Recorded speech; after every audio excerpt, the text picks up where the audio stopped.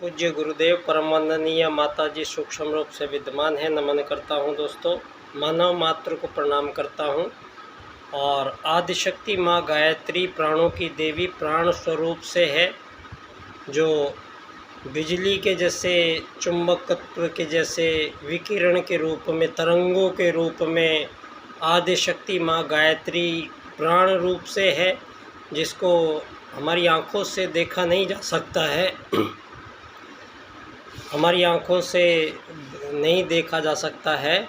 और उनका जो रूप है वो अनंत प्राणियों में प्राण के रूप में, समस्त चराचर जगत में प्रत्येक हलचलों का जो कारण हेतु है वही प्राण हेतु है सबका।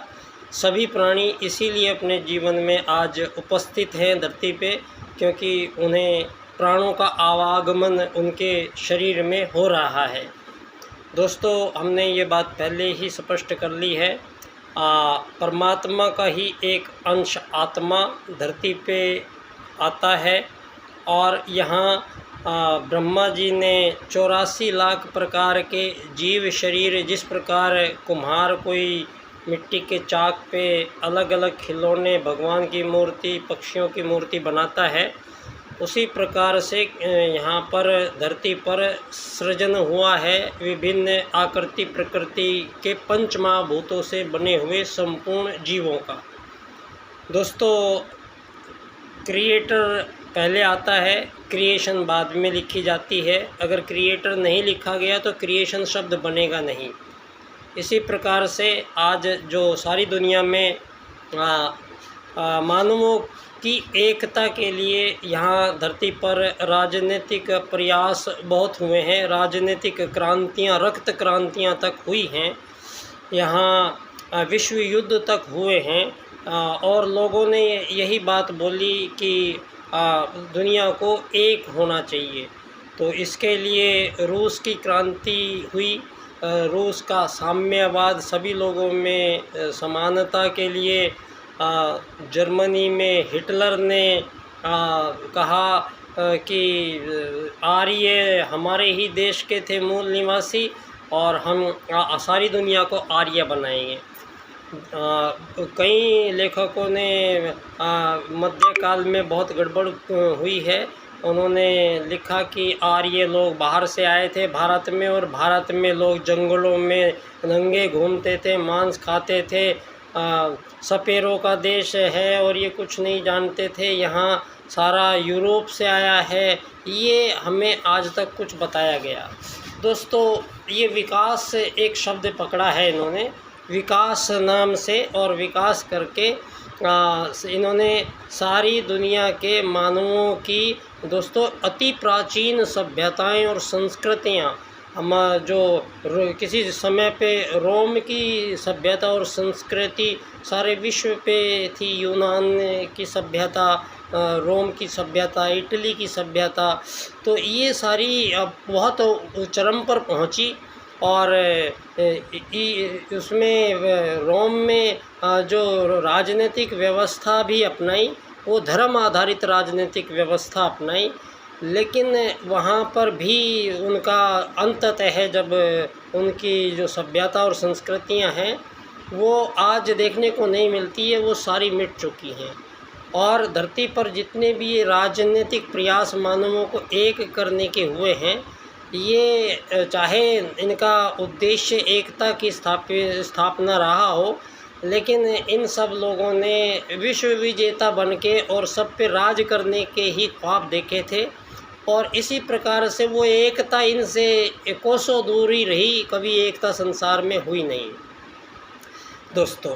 क्योंकि सारी दुनिया में जो बीच में भ्रम फैलाए गए हैं, ये जो ज्ञान दिया गया है दुनिया को, वो आधा अधूरा और बहुत ही कम समय 2000 साल की ईसा की शताब्दी के बाद का ही इनके पास ये सारा ज्ञान विज्ञान, सारा धर्म शास्त्र, राजनीति, ये सारी दुनिया को यही लोग हाँके जा रहे हैं जब से।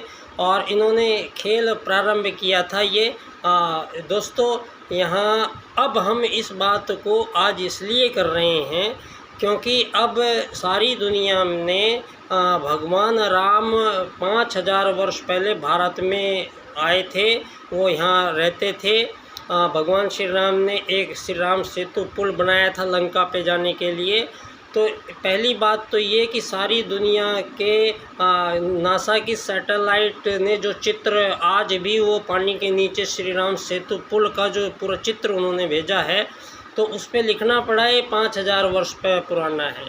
तो एक एक बात भगवान श्री राम कहाँ गए थे, कहाँ उन्होंने क्या किया था, संजीवनी लेने हनुमान जी गए थे, और ये सारे जितने भी वृत्तांत और वर्णन हैं उन जगह पे आज भी उनके अवशेष सारी धरती पे भारतीय संस्कृति के अवशेष पूरे विश्व में, जहाँ ये देश अपने आप को पश्चिम अमेरिका, ये ऑस्ट्रेलिया, आंध्राल्य था पहले हमारा, ये जो पाताल लोक कहते थे हमारे, तो वो अमेरिका था।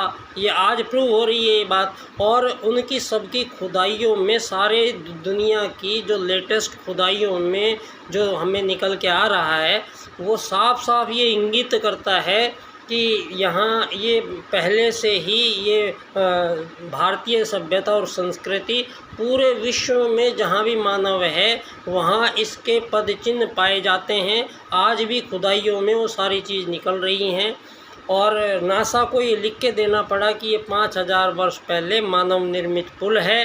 तो यहाँ तक अब आते आते जब हम आए हैं, और हमारा सौभाग्य भी रहा कि हाँ ये ऐसे समय पे भगवान श्री राम का जो उनका जन्म स्थान है वहीं पर बाद में आक्रांता आए उन्होंने, और हमारे मंदिरों को तोड़ा। हमारे नालंदा तक्षशिला में इतना अथाह ज्ञान विज्ञान भरा पड़ा था, वो सारा का सारा महीनों तक जलता रहा।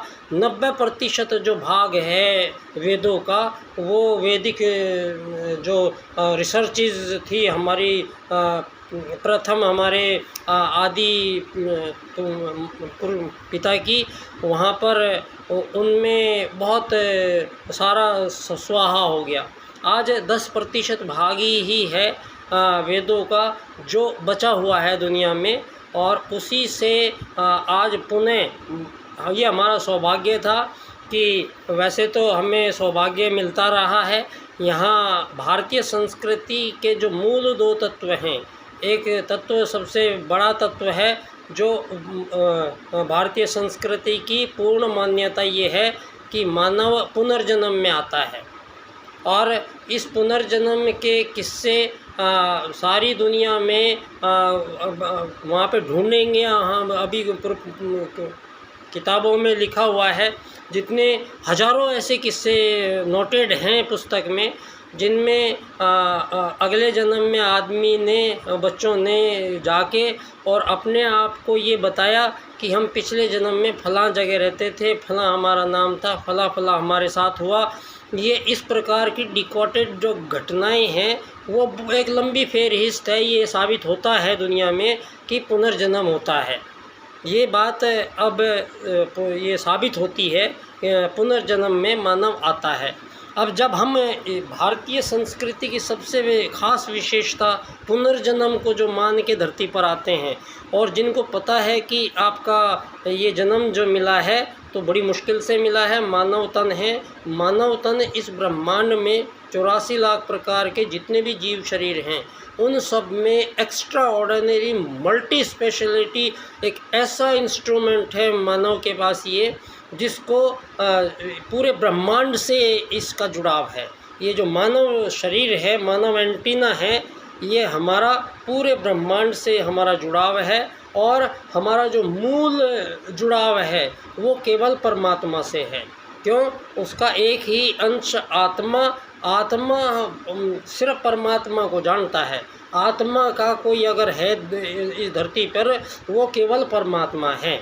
तो आत्माएं अगर यहाँ पर दूसरों को ढूंढती फिरती है अपना बनाने के लिए, सारी दुनिया बेचैन हुई फिरती है दूसरों को अपना बनाने के लिए, अपने ये सबसे बड़ी मिस्टेक है मानव की। क्यों? और दूसरी मिस्टेक ये भी है कि मानव धरती पर आकर और यहाँ पर इस प्रकार के कार्यक्रमों में उलझम पुलझम हो रखी है दुनिया कि ये धार्मिक क्रियाएं करने में दुनिया भर का तो धन अपव्यय हो रहा है, और सारी दुनिया धर्मों के इतने खंड बन चुके हैं, सारी दुनिया अपने आप को धार्मिक कहलाती है, लेकिन सारी धरती पर जो मानवों के द्वारा कार्य किए जा रहे हैं वो सारे अधार्मिक काम हैं। तो यहाँ ऐसा गड़बड़ हो गया है दुनिया में कि यहाँ से आगे कहाँ जाएंगे। अब आगे जाने का एक तरफ तो ये मार्ग है जो इन्होंने ये ईसा के बाद से ढोते ढोते लाए हैं ये लोग धरती पे आके मानवों के बीच में आत्मत सर्वभूतेषु और वसुधैव कुटुम्बकम के वो सिद्धांत जो हमारे वेद हमें प्रदान करते हैं, जो सनातन वेद हमें प्रदान करते हैं, उन सूत्रों को यहाँ पर मानव ने भंजित किया है, तोड़ा है। अगर और भी सभी जीव जंतु हैं, सभी जीव जंतु उन्हीं दो सूत्रों से अपने पूरे जीवन की यात्रा को बड़े आराम से काट के और चले जाते हैं। यहाँ धरती पर मानवों के बीच इतने विभेद पैदा कर दिए गए हैं कि एकात्मा कहना तो एक मजाक लगेगा आज के टाइम पे, जहाँ सारी दुनिया में भौतिकता की अंधी दौड़ में और सारी दुनिया के पास एक ऐसा छल ये किया है कि इसमें से जो पूंजीवादी लोकतंत्र कहते हैं जिसको आप आज लोग, तो ये पूंजीवाद जो है ये पूर्णतया कृत्रिम है, इसमें परमात्मा का कोई हाथ नहीं है। क्योंकि धरती पर जब पहले मानव आए तो उनको सत में अवस्थित होने के कारण ये भली भांति ज्ञान था कि हम एक आत्मा हैं, हमारा परमात्मा से मिलन होना है और यहाँ हम उस परमात्मा के शरीर को देखने आए हैं। तो ये जो पूरा ब्रह्मांड है ये इसमें परमात्मा का ये शरीर है। और जब पहली बार यहाँ धरती पर मानव आए थे तो उनका काम केवल हजारों साल की उम्र लेके आए थे। वो लोग केवल अपने मानव देह के द्वारा इसके वैज्ञानिक प्रयोग कर करके, इसके अनुसंधान कर करके, और उन्होंने संपूर्ण ब्रह्मांड की जानकारियाँ हजारों साल पहले ही वो आए थे, जब उन्होंने पूरे ब्रह्मांड की और मानव की और सभी जीवों की आपस में क्या केमिस्ट्री है, सब में क्या कनेक्शन है, ये सारी चीज़ों के, और हम अधिक से अधिक किस प्रकार इस मानवीयता को श्रेष्ठ और बना सकते हैं। और इसका रीज़न मतलब मानव आज जो हमारी बुद्धि है, आज ये पूंजीवादी लोकतंत्र में ये अमीर गरीब मालिक नौकरगिरी के जंजाल में मानवों को जो सुबह से शाम तक 74 साल अधिकतम आयु आज बची है मानव की, वो भी अमेरिका बताता है। तो अभी 70-80 साल पहले 150 साल तक जीते थे लोग, तो ये उससे पहले 400 साल जीते थे, उससे पहले हज़ारों साल जीते थे। वो जो मानव यहाँ पर शरीर लेके आया, जो आत्मा, और वो यहाँ पर आके और जो रहेगा, तो उसकी उम्र छोटी होती क्यों चली गई ये धरती पे? एक सवाल बन रहा है जो सबसे बड़ा, दो सवाल बन रहे हैं। एक तो ये बन रहा है कि ये मानव जो इतना हज़ारों साल उम्र लेके आया था, और उम्र तो देखिए आप, ये मानव ने अपने जो आध्यात्मिक स्वरूप के माध्यम से, आध्यात्मिक प्रयोगों के माध्यम से मानव ने इच्छा मृत्यु प्राप्त कर ली थी। यहाँ पर जो हमारे ऋषि, जिसको आप आज कह रहे हो, यहाँ पर हमारे इन्होंने इच्छा मृत्यु प्राप्त अधिकतम कर लेते थे। ऐसी साधनाएं, मतलब मानव का ये रोटी कपड़ा मकान, ये बाहरी दायरे के अलावा मानव के साथ एक कर्म और जुड़ा है, और मानव के अंदर एक और जिज्ञासा रहती है, एक और प्राप्ति करनी है। वो तृप्त होता है तो जीवन का कोई सार है। और अगर आत्मा ही तृप्त ना हुई और सारी दुनिया बेचैन घूम रही है, आज नींद किसी को आती नहीं है, सारी दुनिया में धनवान बना दिए हैं आपने।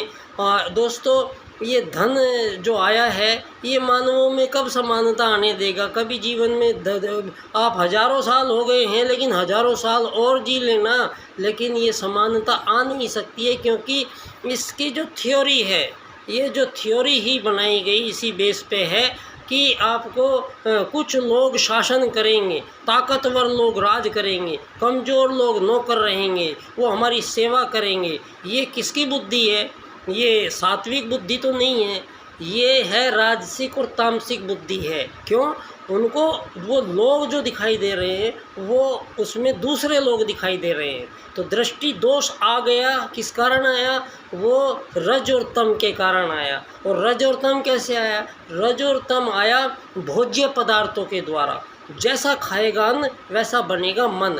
इस चीज़ के लिए धरती पे मानवों को, सारी धरती के 7 अरब मानवों को, अगर युग परिवर्तन जो हो रहा है, इस युग परिवर्तन के पश्चात सबसे बड़ा परिवर्तन युग में यही बदलेगा कि मानवों को आहार जो है वो पूर्णतया शुद्ध मिलना चाहिए, पूर्णतया सात्विक होना चाहिए, और सभी को समान और प्रचुर मात्रा में भोजन की उपलब्धि होनी चाहिए। अगर दोस्तों ये बात परमात्मा ने इतने प्रकार के जो भिन्न भिन्न जीव जंतु बनाए हैं, तो उसका एक कारण ये है कि उसने वैरायटी रखी है, बाकी समझते सब हैं। मैं अपने कुत्ते से बात करता हूँ तो वो इशारों में मेरी बात समझ जाता है। एक बिल्ली भी है, दोनों कुत्ते बिल्ली हैं, दोनों दुश्मन हैं, लेकिन दोनों अच्छे दोस्त की तरह रहते हैं, और मैं उनको कुछ भी कहता हूँ तो वो तुरंत उनकी बात समझ में आती है, और वो कुछ कहना चाहते हैं तो मेरी बात समझ में आती है।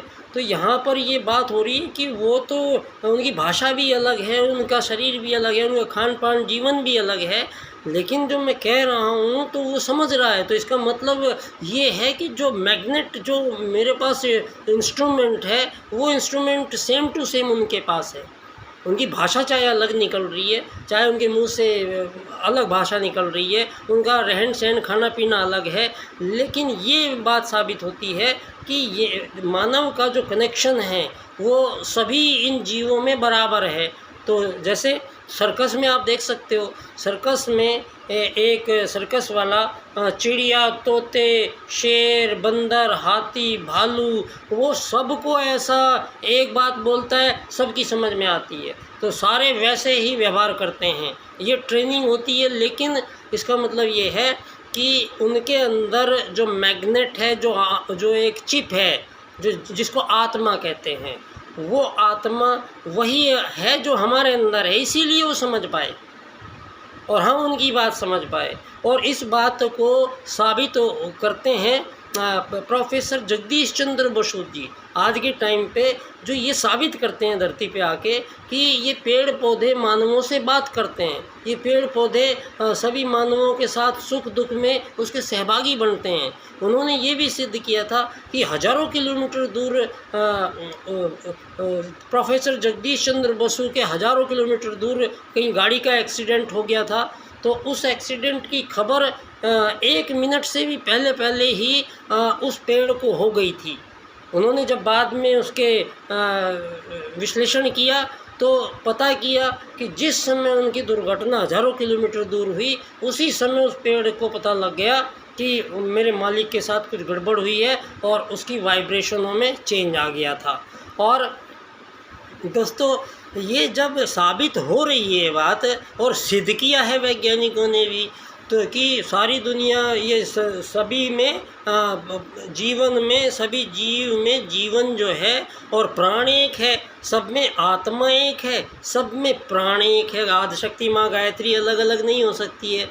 तो यहाँ अब हम एक बात पर सारे विश्व को एक साथ राजी करना चाहते हैं। अगर किसी को कोई बात पूछनी है तो आप अभी रख सकते हैं बात को। भाई यहाँ पर ये साबित हो रही है बात कि जो जितने भी जीव जंतु हैं ये सारे के सारे आत्मवत सर्वभूतेषु के सिद्धांत से बने हैं, और वसुधैव कुटुंबकम के सिद्धांत से अपने जीवन को संचालित करते हैं। और जब मानवों के और परमात्मा ने